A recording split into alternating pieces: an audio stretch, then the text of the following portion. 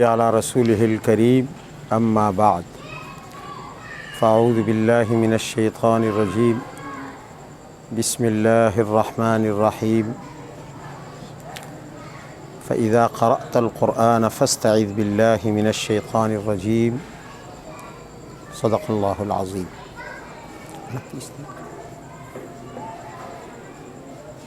29 اگست 2021 کا یہ درس آج انشاءاللہ تعوذ کے متعلق ہوگا۔ جب ہم تلاوت شروع کرتے ہیں تو سب سے پہلے ہم کیا پڑھتے ہیں؟ اعوذ باللہ من الشیطان الرجیم۔ شریعت میں اس جملے کو یا اس کلمے کو تعوذ بھی کہا جاتا ہے اور استعاذہ بھی۔ یہ کیوں ہم پڑھتے ہیں؟ تلاوت سے پہلے اعوذ باللہ من الشیطان الرجیم کا پڑھنا کیوں ضروری ہے؟ حالانکہ یہ قرآن کا حصہ نہیں، کسی سورت کا حصہ نہیں، کسی سورت کی آیت نہیں، ہاں آیت کی طرح ضرور لگتی ہے۔ اعوذ باللہ من الشیطان الرجیم، لیکن جو شخص بھی قرآن عظیم کی تلاوت نماز کے اندر کرتا ہے یا نماز کے باہر، وہ یہ جملہ شروع میں کہتا ہے اور اس کے بعد پھر بسم اللہ پڑھ کر تلاوت شروع کر دیتا ہے۔ تو آخر اس کا کیا راز ہے؟ کیوں ہم اعوذ باللہ پہلے پڑھیں اور اس کے بعد تلاوت شروع کریں؟ اور پھر اعوذ باللہ کا معنی کیا ہے؟ اعوذ باللہ ہمیں کیا سکھاتا ہے، کیا تعلیم دیتا ہے؟ ایک تو ہم طوطے کی طرح رٹ لگائیں اور بغیر معنی سمجھے اعوذ باللہ من الشیطان الرجیم کہیں تو یہ تو صرف الفاظ ہیں۔ دراصل دو چیزیں ہیں، ایک ہے استغفار اور ایک ہے استعاذہ، یعنی اعوذ باللہ۔ ان کا تعلق زبان سے اتنا نہیں ہے جتنا قلب سے ہے، دل سے ہے، دل سے۔ اگر دل میں ان کا معنی اور مفہوم موجود ہوگا تو زبان کے کلمات اتنے ہی مؤثر ہوں گے، اور اگر دل میں ان کا معنی اور مفہوم موجود نہ ہو تو زبان کے کلمات کی وہ تاثیر نہیں ہوگی۔ اس کی میں ایک مثال دیتا ہوں حدیث سے۔ دو آدمی آپس میں جھگڑ رہے تھے۔ استب رجلان حدیث کے الفاظ ہیں، دونوں ایک دوسرے کو برا بھلا کہہ رہے تھے۔ ان میں سے ایک شخص بہت ہی زیادہ غصے میں تھا، غصے کی وجہ سے اس کا چہرہ سرخ ہو چکا تھا، رگیں پھول چکی تھی، اور ایک عجیب سی ہیئت اس کی شکل کی بن چکی تھی۔ اب نبی علیہ الصلاۃ والسلام ان کا نظارہ کر رہے ہیں، وہ دونوں آدمی آپس میں لڑ رہے ہیں۔ تو نبی علیہ الصلاۃ والسلام نے اپنے پاس موجود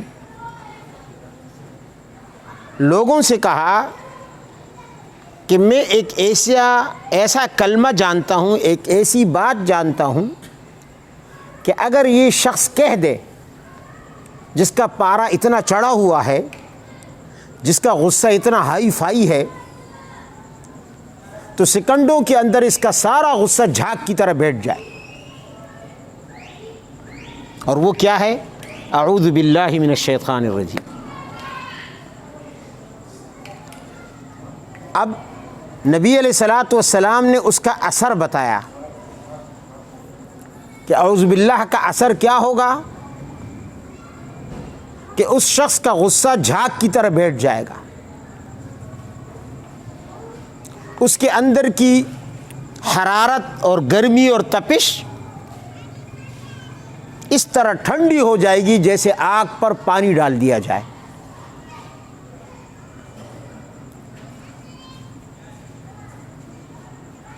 یہ اس لیے فرمایا کہ وہ شخص عرب تھا، وہ اعوذ باللہ من الشیطان الرجیم کے معنی اور مفہوم کو سمجھتا تھا۔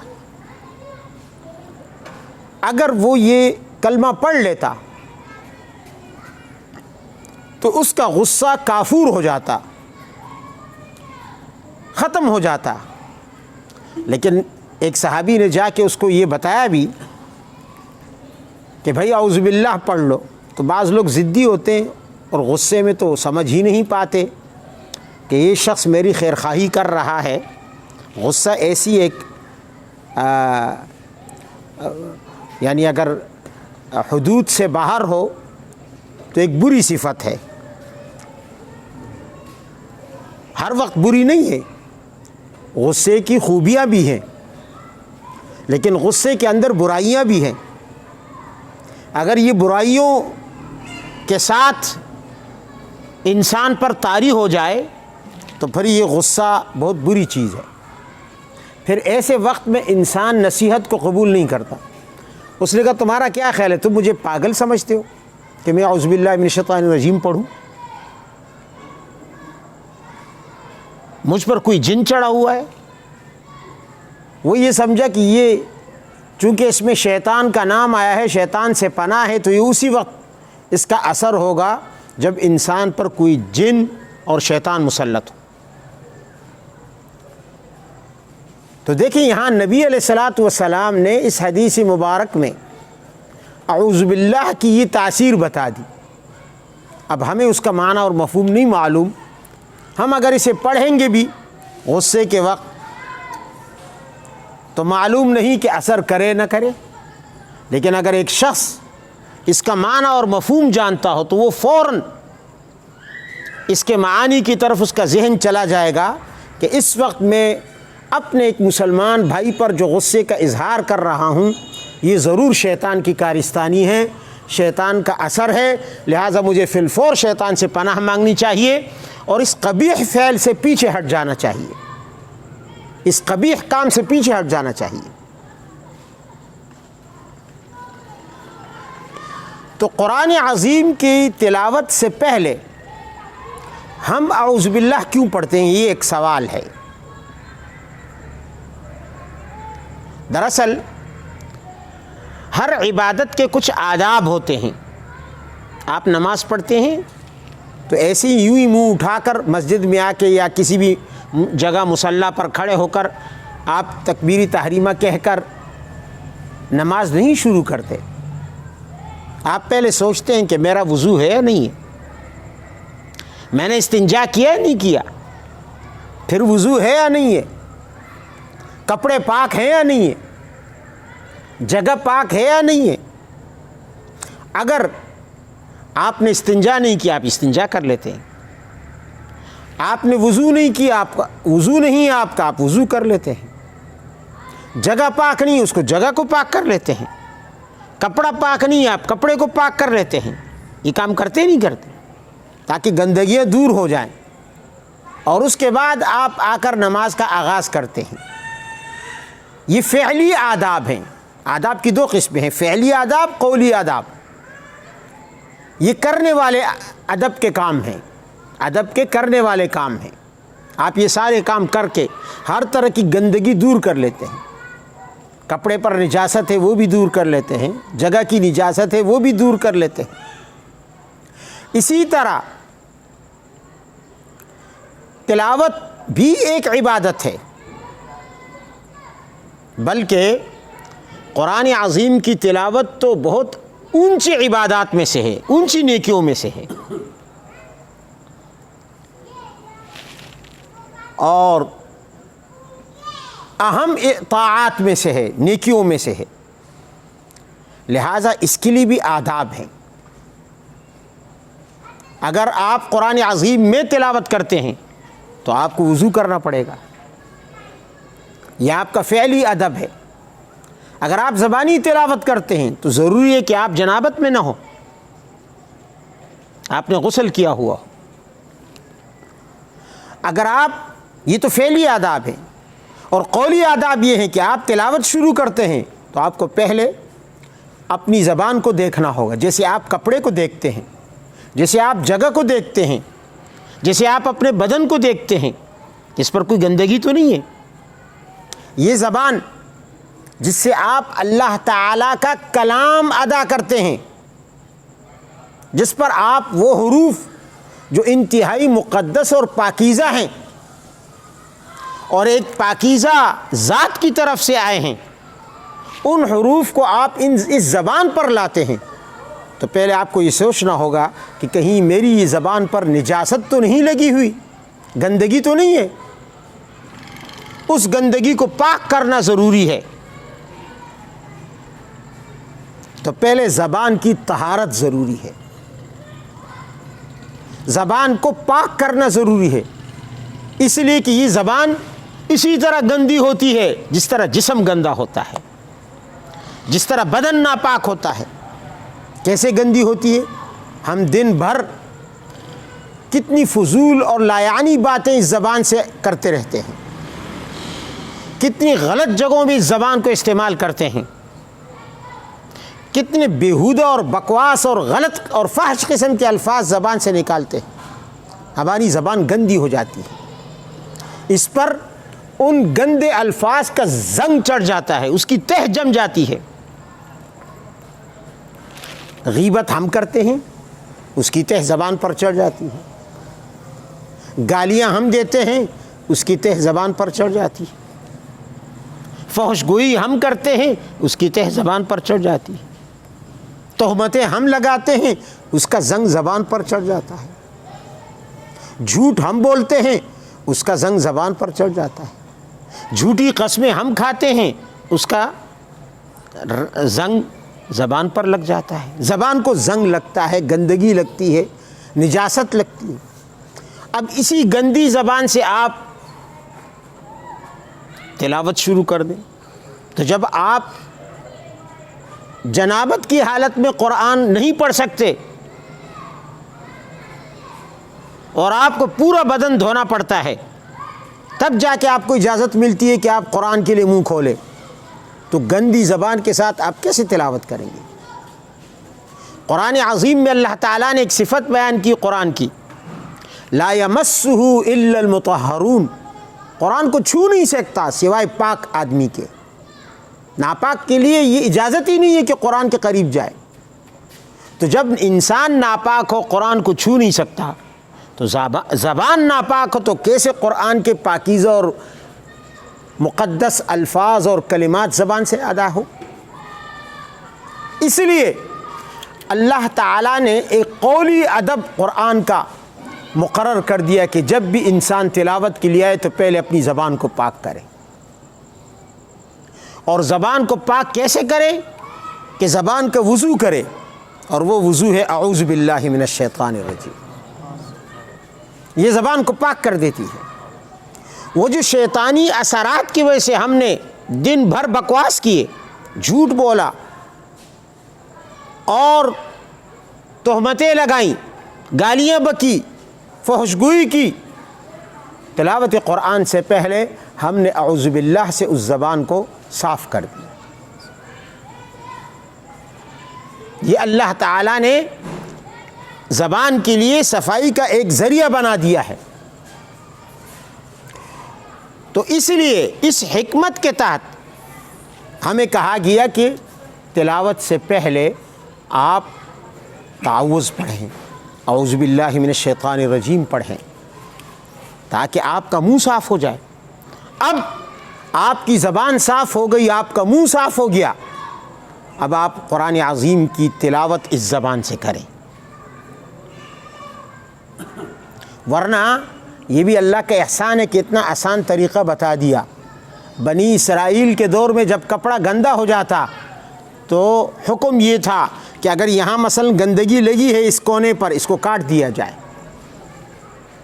1000 مرتبہ بھی پانی سے دھو لیں، سرف سے دھو لیں، صابن سے دھو لیں، پاک نہیں ہوگا جب تک کہ اس کو قینچی سے کاٹ کے پھینک نہ دیا جائے. لیکن ہمارے لیے اللہ نے کیا حکم دیا کہ جا کے نل کے نیچے یا لوٹے سے پانی لے کر اس کو 3 مرتبہ دھو لو، صاف ہو گیا. اب اس کے ساتھ نماز بھی پڑھ سکتے ہو. بنی اسرائیل کے لیے حکم وہ تھا، ہمارے لیے اللہ نے آسان کر دیا، تخفیف کر دی. یہ زبان جس پہ اتنی گندگیاں لگی ہوں، اتنی نجاستیں لگی ہوں، اس کا اصل علاج تو یہ تھا کہ اسے جڑ سے کاٹ کے پھینک دیا جاتا. جیسے بنی اسرائیل کا وہ کپڑا جسے کاٹے بغیر وہ پاک نہیں ہو سکتا تھا، پھینکے بغیر باقی کپڑا پاک نہیں ہو سکتا تھا. تو اس زبان کا علاج تو یہی تھا، اس کی پاکیزگی یہی تھی. لیکن اللہ نے اتنی آسانی کر دی کہ فرمایا نہیں، زبان کو کاٹنے کی ضرورت نہیں ہے، اعوذ باللہ من الشیطان الرجیم کہہ دو. اس اعوذ باللہ کی برکت سے تمہاری زبان صاف ہو گئی، قرآن کے لائق ہو گئی. اب جہاں سے چاہو تو قرآن پڑھ لو. یہ ہے استعاذہ کا راز. اب یہ مسئلہ اور ہے کہ اعوذ باللہ کہاں پڑھی جائے. اعوذ باللہ من الشیطان الرجیم اس کو کہا، اس میں امت کے علماء کے 3 قول ہیں. ایک قول یہ ہے کہ جب تلاوت ختم ہو جائے اس کے بعد اعوذ باللہ من الشیطان الرجیم پڑھیں. یہ بعض علماء کا قول ہے، تاکہ جو قرآن آپ نے پڑھا ہے وہ شیطان کی مداخلت سے محفوظ رہے. ایک قول علماء کا یہ ہے کہ اعوذ باللہ تلاوت کے شروع میں بھی پڑھی جائے اور تلاوت کے آخر میں بھی پڑھی جائے. بعض حضرات کا یہ بھی قول ہے. اور جمہور علماء کا یعنی امت کی اکثریت کا کہنا یہ ہے کہ اعوذ باللہ من الشیطان الرجیم قرآن عظیم کی تلاوت کے شروع میں کہہ دینا کافی ہے. جب بھی آپ تلاوت کریں اعوذ باللہ من الشیطان الرجیم کہہ دیں. اس کی ایک دلیل تو امت کا تعامل ہے کہ امت نے اسی پر عمل کیا، اور دوسری دلیل حضرت ابو موسیٰ اشعری رضی اللہ تعالی عنہ روایت کرتے ہیں. ایک حدیث ہے، نبی کریم صلی اللہ علیہ وسلم کا عمل مبارک ہے. حضرت ابو موسیٰ اشعری رضی اللہ تعالی عنہ فرماتے ہیں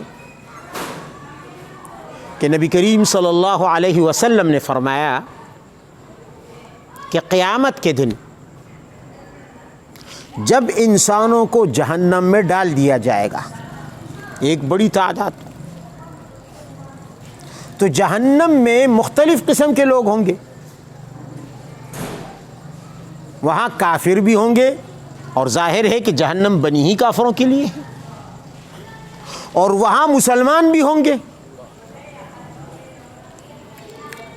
مسلمان اور کافر اکٹھے جل رہے ہوں گے. اللہ ہمیں بچائے، ہمیں حفاظت میں رکھے، اپنی امان میں رکھے. تو فرمایا کہ جہنمی کفار، جلنے والے جہنم میں کافر مسلمانوں کو دیکھ کر کہیں گے یار تم لوگ مسلمان نہیں ہو؟ وہ کہیں گے جی ہاں ہم مسلمان ہیں. اچھا مسلمان ہو، پھر جہنم میں کیا کر رہے ہو؟ پھر وہ طعنہ دیں گے طعنہ کہ اگر تم مسلمان ہو اور پھر بھی ہمارے ساتھ جہنم میں جل رہے ہو تو پھر تمہارے اسلام کا کیا فائدہ ہوا؟ تم اسلام لائے تھے اسی جہنم سے بچنے کے لیے، تو اسلام لانے کے باوجود تم یہاں جہنم میں، پھر ایسے اسلام کا کیا فائدہ؟ یہ طعنہ دیں گے اور یہ سوال کریں گے وہ کافر جہنمی ان مسلمانوں سے جو ان کے ساتھ جہنم میں جل رہے ہوں گے. وہ آگے سے جواب دیں گے کہ ہاں ہم مسلمان ہیں، لیکن مسئلہ یہ ہے کہ ہم نے اسلام لانے کے باوجود گناہوں سے پرہیز نہیں کیا، ہم گناہ کرتے رہے، جرم کرتے رہے، تو اللہ تعالیٰ نے ہمارے ان گناہوں کی پاداش میں اور ان جرائم کی سزا میں ہمیں بھی تمہارے ساتھ جہنم میں ڈال دیا ہے.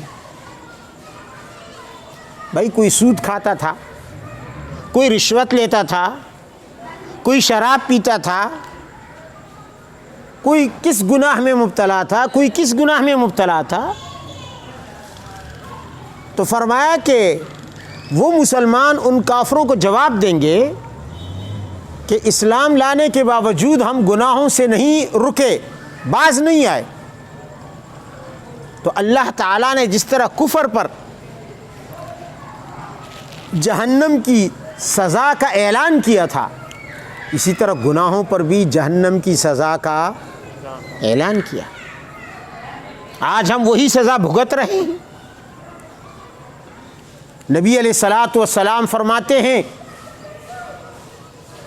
اللہ تعالی جب کافروں کا یہ طعنہ سنے گا کہ انہوں نے مسلمانوں کو طعنہ دیا ہے،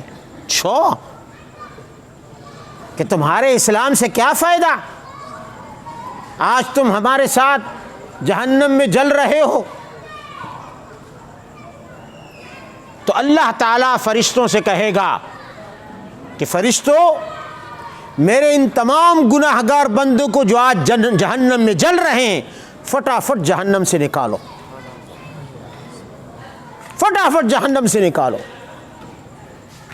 فرشتے دوڑے دوڑے آئیں گے اور جہنم سے ایک ایک کر کے ان تمام گناہ گار مسلمانوں کو نکال دیں گے تاکہ دوبارہ کافر ان کو طعنہ نہ دے سکیں. تو کافر یہ دیکھیں گے یہ منظر، اب ان کی رہائی کا وقت آ گیا، قیدیوں کی رہائی کا وقت آ گیا. اب جو قیدی رہا ہوتے ہیں وہ کیسے خوشی خوشی نکلتے ہیں، اور جن قیدیوں کے لیے عمر قید کی سزا ہوتی ہے کہ عمر بھر زندگی بھر ان کو رہنا ہے قید میں، ان کے چہرے کیسے بھجے ہوئے ہوتے ہیں، کس طرح ان پر سیاہی چڑھی ہوئی ہوتی ہے. وہ ان کو دیکھ دیکھ کر ان کا غم اور بڑھ رہا ہوتا ہے کہ کاش ہمارے نام بھی اس طرح پرچے آ جاتی، آزادی کا پروانہ ہمیں بھی حاصل ہو جاتا، ہم بھی آج ان کے ساتھ جہنم سے قید سے نکل رہے ہوتے. یہ تو دنیا کی قید ہے، جیل میں. تو قیامت میں جہنم میں جب وہ مسلمان فرشتے ان کی آزادی کا پروانہ لے کر ان کا معافی نامہ لے کر ان کے پاس پہنچیں گے اور نام لے لے کر انہیں پکار کر جہنم سے نکالیں گے، تو جن کو دائمی عمر قید کی جہنمی سزا مل چکی ہے وہ دیکھ دیکھ کر آہیں بھریں گے اور بار بار یہ بات یہ کہیں گے. تو حضرت ابو موسیٰ فرماتے ہیں کہ اس موقع پر اللہ کے نبی نے اعوذ باللہ من الشیطان الرجیم پڑھ کر سورہ ہجر کی ابتدائی آیتیں تلاوت فرمائیں کہ اعوذ باللہ من الشیطان الرجیم الف لام را تلک آیات الکتاب وقرآن مبین ربما یود الذین کفروا لو کانوا مسلمین.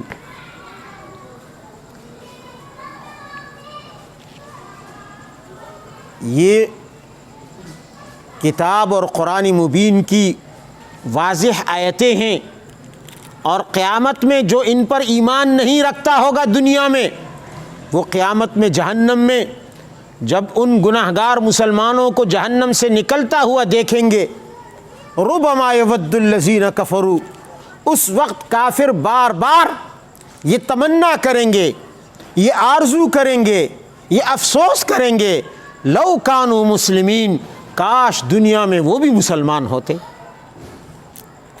وہ بھی اسلام لے آتے، وہ بھی اسلام قبول کر لیتے۔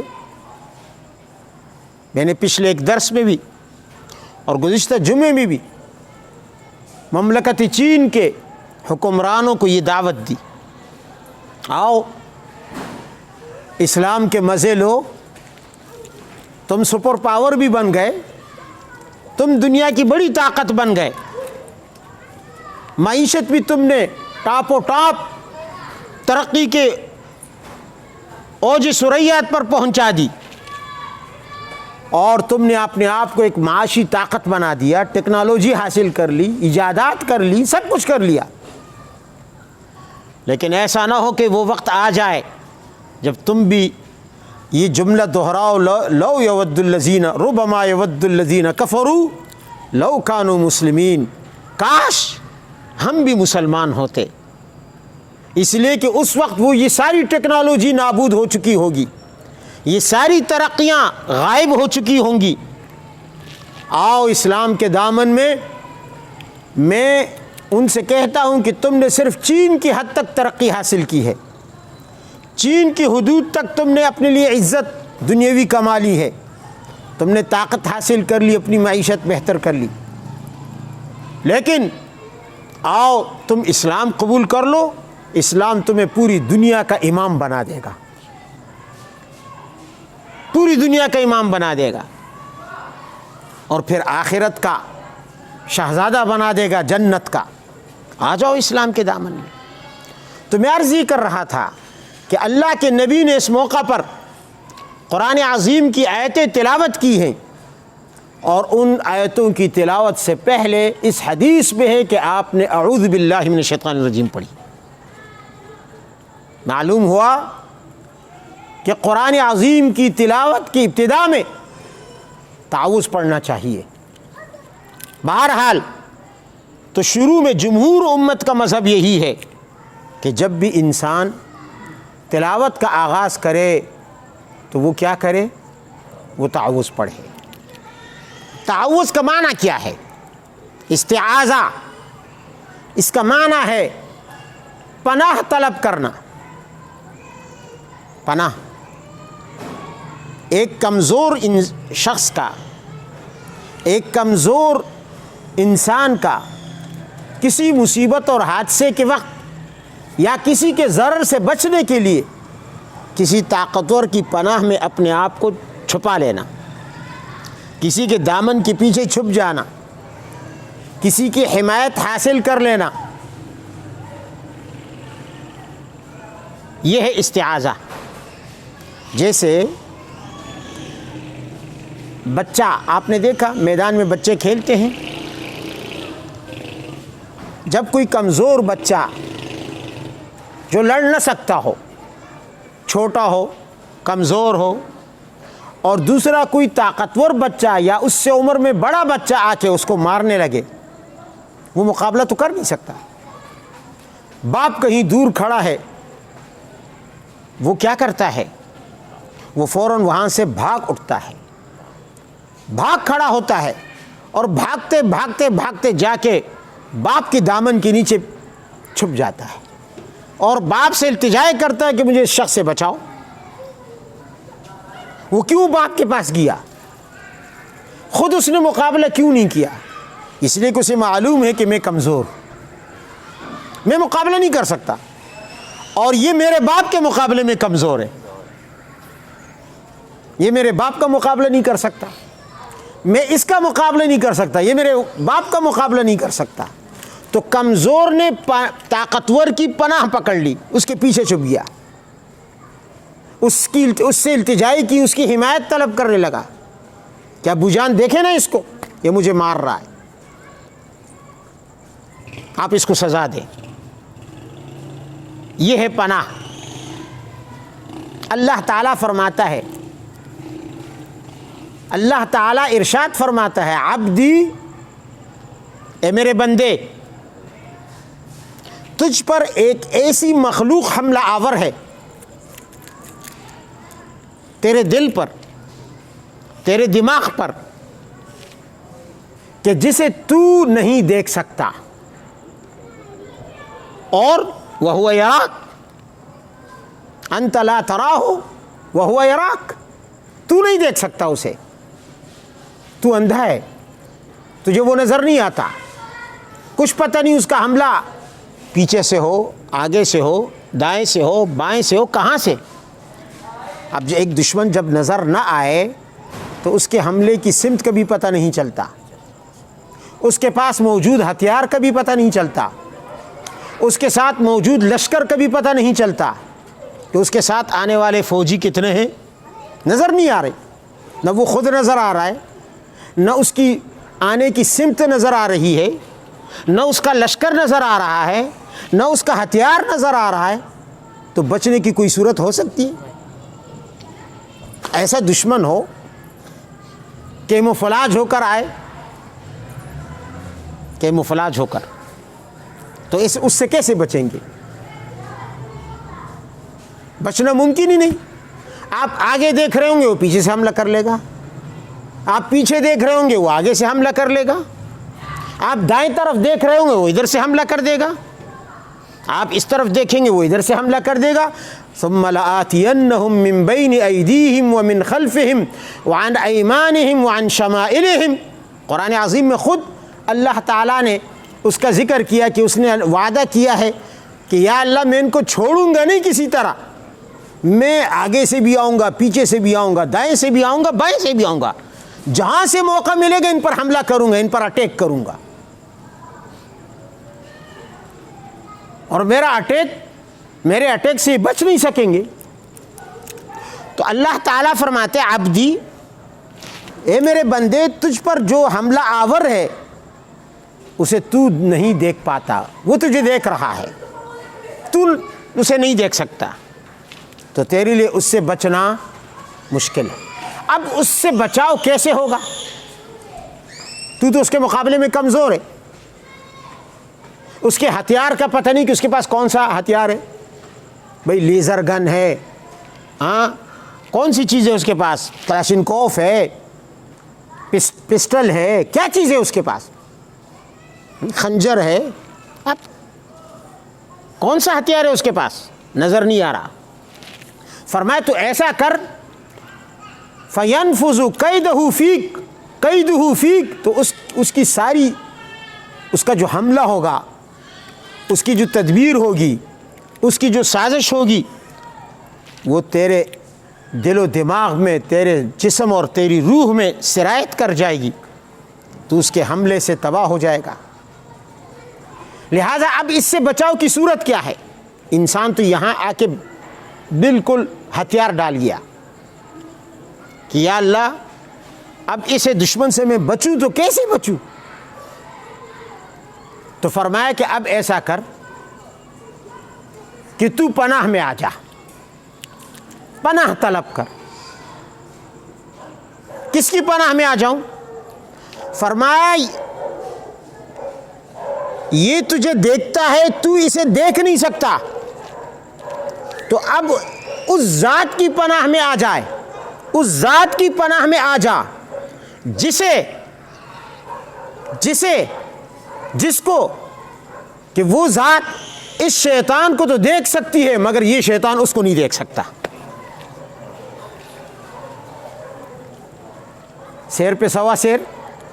ابے بھائی وہ ذات شیطان کو تو دیکھ سکتی ہے مگر شیطان اس ذات کو دیکھ، یہاں آ کے شیطان ہماری طرح بے بس ہو گیا ہے نا مزے کی بات، وہ بے بس ہو گیا. اب وہ اسے نظر نہیں آ رہا کہ اللہ تعالیٰ مجھ پر کس طرف سے حملہ کرے گا. جیسے ہم بے بس تھے، ہم پریشان تھے، اللہ تعالیٰ کس ہتھیار سے حملہ کرے گا. اللہ تعالیٰ کس لشکر سے حملہ کرے گا؟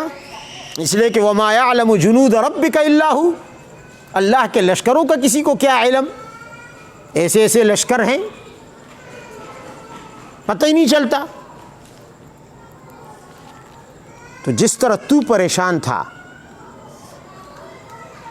اسی طرح اسے بھی پریشان کر دے اس ذات سے جو ذات اس کو دیکھ رہی ہے مگر وہ اس ذات کو دیکھ نہیں سکتا۔ کس طرح پریشان کر دے؟ ہتھیار میں تمہیں دیتا ہوں، ایسا مؤثر اور کارگر ہتھیار ہے کہ اس ہتھیار کو استعمال کرو اور فوراً اس کے ہر وار سے محفوظ ہو جاؤ، اور پھر دیکھو کہ اللہ اس کے ساتھ کیا کرتا ہے۔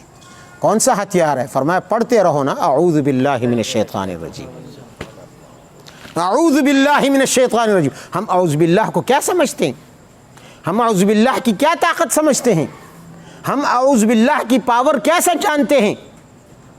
اتنے بڑے اہم خطرناک موقع پر یہ چھوٹا سا جملہ یہ ہمیں اتنا بڑا کام دے دیتا ہے کہ وہ حملہ جو دائیں سے بھی ہو سکتا تھا، بائیں سے بھی، آگے سے بھی ہو سکتا تھا، بائیں سے بھی، پیچھے سے بھی، یہ اعوذ باللہ من الشیطان الرجیم کا چھوٹا سا جملہ اسے روک دیتا ہے۔ یہی وجہ ہے انبیاء کرام نے ہمیشہ اللہ کی پناہ لی ہے۔ انبیاء وہ بھی شیطان کے مقابلے میں مجبور ہو گئے کہ پناہ کس کی لے؟ اللہ کی۔ ہمیشہ انہوں نے پناہ اللہ کی لی۔ حضرت مریم کہتی ہیں اعوذ بالرحمن، حضرت موسیٰ کہتے ہیں اعوذ باللہ، حضرت نوح علیہ السلام کہتے ہیں اعوذ بک۔ تمام انبیاء کرام، اور میں آپ کو تعوذ کی ایک اور برکت بتا دوں، لیکن یہ انشاءاللہ اگلے درس میں۔ یہاں یہ بتانا مقصود ہے کہ انبیاء کرام بھی قرآن عظیم میں انبیاء کرام کے تعوذ مذکور ہیں۔ معاذ اللہ انہ ربی احسن مثوائی، یوسف علیہ السلام نے فرمایا۔ ہر پیغمبر نے اللہ کی پناہ مانگی ہے، ہر شر سے، اور بالخصوص شیطان کے شر سے، چھوٹا شر ہو بڑا شر ہو، پناہ اللہ کی مانگی ہے۔ اور نبی کریم صلی اللہ علیہ وسلم سے تو احادیث میں ہر شر سے اللہ تعالیٰ کی پناہ مذکور ہے۔ نبی علیہ السلام نے مختلف چیزوں سے، صرف شیطان سے نہیں، صرف جنات سے نہیں، بلکہ دنیا کے ہر شر سے اگر آپ نے پناہ مانگی ہے تو اللہ تعالیٰ کی پناہ مانگی ہے۔ آپ اپنے اہل خانہ کو بھی، اپنے بچوں کو بھی، اور صحابہ کرام کو بھی یہ کلمات سکھایا کرتے تھے۔ مثلا ایک حدیث میں ہے کہ اعوذ بکلمات اللہ التامات من غضبہ وعقابہ وشر عبادہ ومن ہمزات الشیاطین وان یحضرون۔ حضرت عمرو بن شعیب روایت کرتے ہیں کہ نبی کریم صلی اللہ علیہ وسلم تعوذ کی یہ کلمات پڑھا کرتے تھے، اور گھر والوں کو بھی سکھایا کرتے تھے، صحابہ کو بھی سکھایا کرتے تھے۔ اور پھر وہ عبداللہ ابن عمرو بن العاص رضی اللہ تعالی عنہما سے نقل کرتے ہیں کہ حضرت عبداللہ ابن عمرو رضی اللہ عنہما صحابی رسول ہیں، وہ خود بھی یہ کلمات پڑھ کر اپنے اوپر دم کیا کرتے تھے، اپنے گھر والوں پر بھی دم کیا کرتے تھے، اور وہ چھوٹے بچے جو کہ سمجھدار نہ ہوتے، جن کو پڑھنا نہ آتا، آپ کاغذ پر تعویذ لکھ کر وہ تعویذ ان کے گلے میں ڈال دیتے۔ معلوم ہوا کہ تعویذ بھی جائز ہے، ورنہ حضرات صحابہ کرام ناجائز کام نہ کرتے، شرک نہ کرتے، اس لیے کہ اس تعویذ میں پناہ کس کی مانگی گئی ہے؟ اللہ تعالیٰ کی۔ اللہ کے غضب سے، اللہ کی سزا سے، بندوں کے شر سے، شیاطین کے وسوسوں سے، شیاطین کے آنے سے، گھروں میں آنے سے اللہ تعالیٰ کی پناہ مانگی اللہ کے نبی نے۔ اور تعوذ تو کثرت کے ساتھ نبی علیہ الصلوۃ والسلام آپ کا معمول تھا۔ اور یہ ایک الگ موضوع ہے کہ نبی علیہ الصلوۃ والسلام نے کن کن چیزوں سے پناہ مانگی، کن کن صیغوں کے ساتھ پناہ مانگی، یہ ایک الگ تفصیل طلب موضوع ہے۔ تو میں عرض یہ کر رہا تھا کہ استعاذہ قرآن عظیم کے قولی آداب میں سے ہے، اور اس کے ساتھ ساتھ یہ قرآن عظیم سے ہٹ کر بھی یہ انسان کی زندگی کا ایک ذکر ہونا چاہیے، یہ ایک ذکر بھی ہے۔ جس طرح ہم دوسرے اذکار کرتے ہیں اس طرح یہ تعوذ کا ذکر بھی ہونا چاہیے۔ اعوذ باللہ من الشیطان الرجیم من ہمزہ ونفخہ ونفثہ، یہ اضافہ بھی کر سکتے ہیں آپ۔ احادیث میں اس طرح کے الفاظ بھی مروی ہیں۔ تو بہرحال میں عرض یہ کر رہا تھا کہ تعوذ یہاں شیطان سے پناہ مانگی گئی، کیوں؟ اس لیے کہ انسان کے دو دشمن ہیں۔ کتنے دشمن ہیں بولو؟ ایک ظاہری دشمن جو نظر آتا ہے، اور ایک باطنی دشمن جو نظر نہیں آتا، چھپا ہوا دشمن ہے۔ ظاہری دشمن انسان کا کون ہے؟ کافر۔ قرآن عظیم نے واضح الفاظ میں بتایا ان الکافرین کانوا لکم عدوا مبینا، کافر تمہارے کھلے دشمن ہیں۔ جو کافر کو دوست مانتا ہے تو پھر وہ مسلمان نہیں ہو سکتا، وہ مومن نہیں ہو سکتا جو کافر سے دوستی لگائے، اس لیے کہ کافر اللہ کا دشمن ہے، مومن اللہ کا دوست ہے۔ تو ایسا نہیں ہو سکتا کہ مومن کے دل میں اللہ کی محبت اور دوستی بھی ہو اور اس کے دشمن کی دوستی اور محبت بھی ہو۔ یہ ہو سکتا ہے؟ دل میں تو یا اللہ کی محبت ہوگی یا اس کے دشمن کی محبت ہوگی۔ تو ایک ظاہری دشمن ہے جو کافر، اس کے لیے کیا علاج بتایا کہ اس دشمن کے ساتھ کیا کرنا ہے؟ فرمایا قاتل الذین لا یؤمنون باللہ ولا بالیوم الآخر ولا یحرمون ما حرم اللہ ورسولہ ولا یدینون دین الحق من الذین اوتوا الکتاب حتی یعطوا الجزیۃ عن ید وہم صاغرون۔ کافر کا علاج یہ ہے کہ اس سے جہاد کرو، اس سے لڑو، اس کو زندہ رہنے کا حق نہیں، اس لیے کہ وہ اللہ کا ذاتی دشمن ہے۔ ہم اپنے ذاتی دشمن کو زندہ چھوڑنے کے لیے تیار ہیں نہیں ہیں۔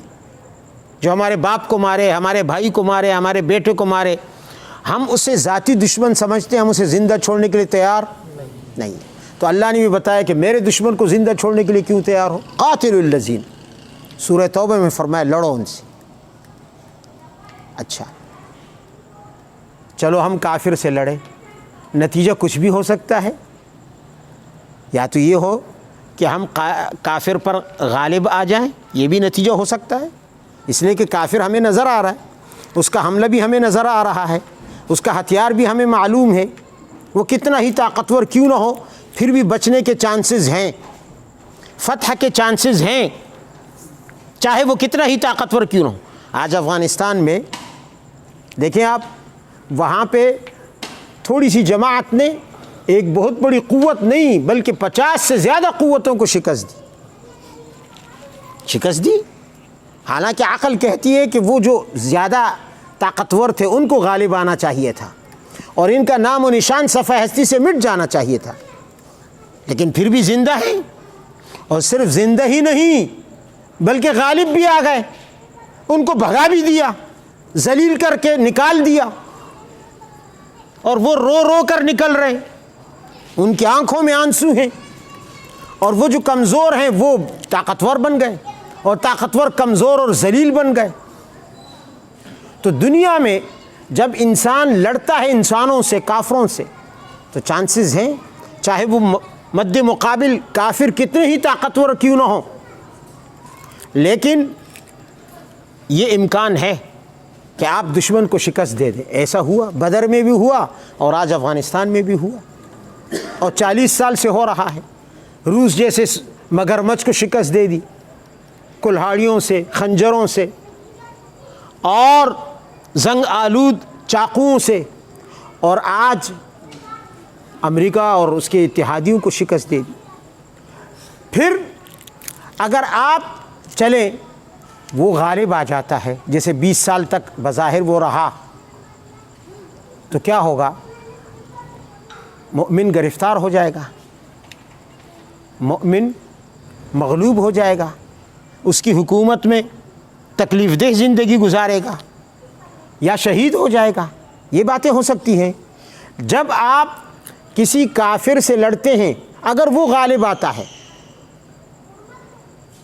اگر وہ حکومت قائم کر لیتا ہے اور آپ کو اس کی حکومت کے تحت زندگی گزارنے پر آپ مجبور ہیں، جیسے چین میں مسلمان چینی کفریہ حکومت کے ماتحت زندگی گزارنے پر مجبور ہیں، انڈیا کے مسلمان انڈیا کی کفریہ حکومت کے سامنے ان مجبور ہیں۔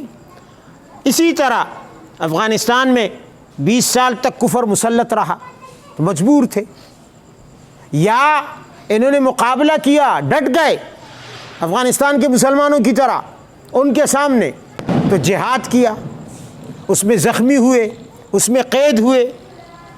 ان تمام صورتوں میں کافر غالب ہونے کے باوجود مسلمان اللہ تعالیٰ کی طرف سے اجر اور ثواب کا مستحق ہوا، اس کے درجات بلند ہو گئے، اسے ہر تکلیف پر اللہ کی طرف سے بشارت اور خوشخبری دی گئی۔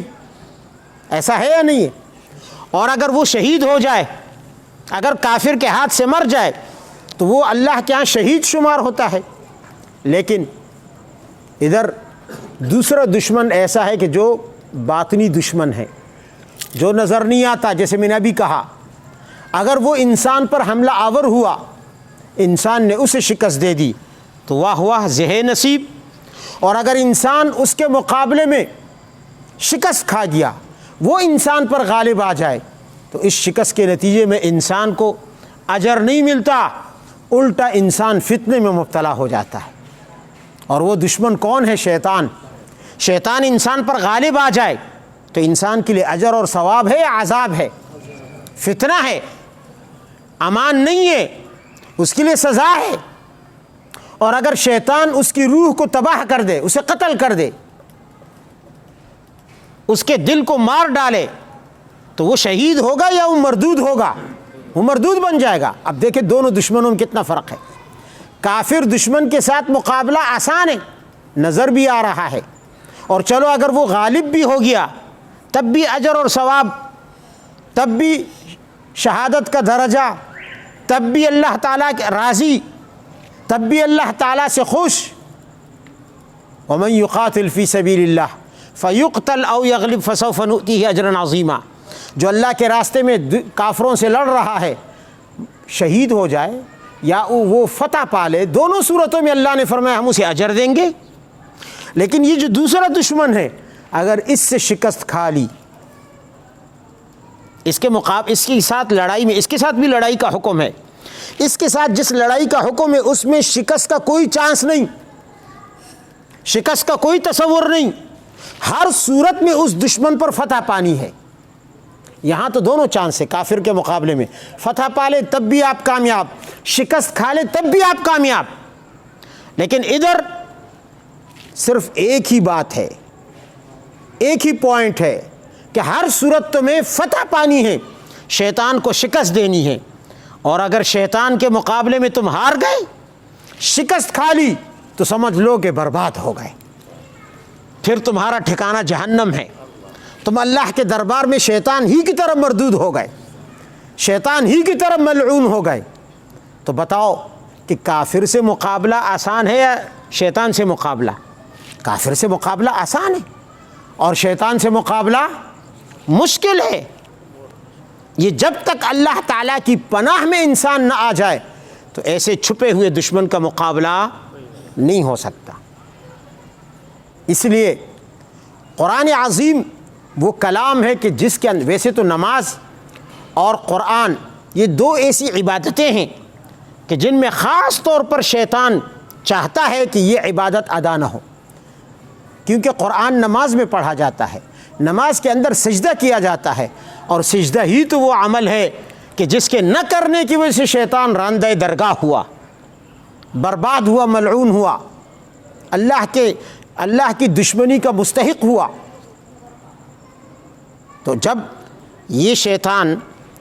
جب انسان نماز میں مشغول ہوتا ہے یا قرآن کی تلاوت میں مشغول ہوتا ہے تو اس وقت شیطان کی بھرپور کوشش ہوتی ہے کہ اس کو طرح طرح کے وسوسوں میں مبتلا کر کے ہر طرف سے حملہ آور ہو کر اس کی تلاوت بھی برباد کر دی جائے اور اس کی نماز بھی برباد کر دی جائے، حتیٰ کہ اس کا سجدہ بھی تباہ کر دیا جائے کہ جس طرح میں سجدے سے محروم رہا یہ کیوں سجدہ ادا کرے۔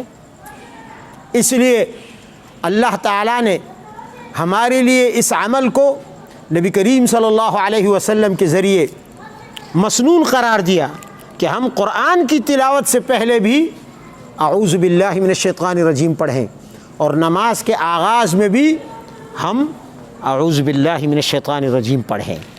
یہ تعوذ کا اور استعاذے کا راز ہے جو ہمیں شریعت نے بتایا کہ قرآن عظیم کے آغاز سے پہلے استعاذہ یا اعوذ باللہ پڑھنا کیوں ضروری ہے۔ انشاءاللہ اس پر مزید گفتگو ہوگی۔ میں 1 سال تک تقریباً اس سے پہلے بھی جامع مسجد مصطفیٰ ہارون آباد میں جمعرات کو درس ہوتا تھا، میں اعوذ باللہ اور بسم اللہ پر 1 سال تک درس دے چکا ہوں، لیکن وہاں تو میں نے کافی تفصیل سے درس دیا تھا صرف ان دو کلموں پر، اعوذ باللہ من الشیطان الرجیم اور بسم اللہ الرحمن الرحیم پر۔ یہاں تو انشاءاللہ میرا ارادہ یہ ہے کہ اتنی تفصیل کے ساتھ نہ دوں، البتہ چند موٹی موٹی باتیں آئندہ درسوں میں اعوذ باللہ کے متعلق اور بسم اللہ کے متعلق عرض کروں گا، اور اس کے بعد انشاءاللہ اگر زندگی رہی، اللہ نے صحت دی اور زندگی دی، تو پھر سورہ فاتحہ پر بھی اور آگے پھر مزید جو دروس ہیں ان پر بھی انشاءاللہ گفتگو ہوگی۔ وآخر دعوانا ان الحمد للہ رب العالمین۔ دعا فرمائے جی۔